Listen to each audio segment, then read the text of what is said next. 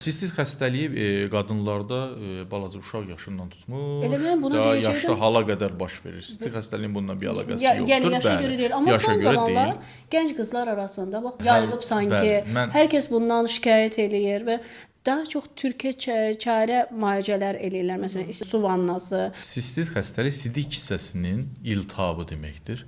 Amma sistit xəstəliyi sadəcə iltihab nəticəsində baş vermir.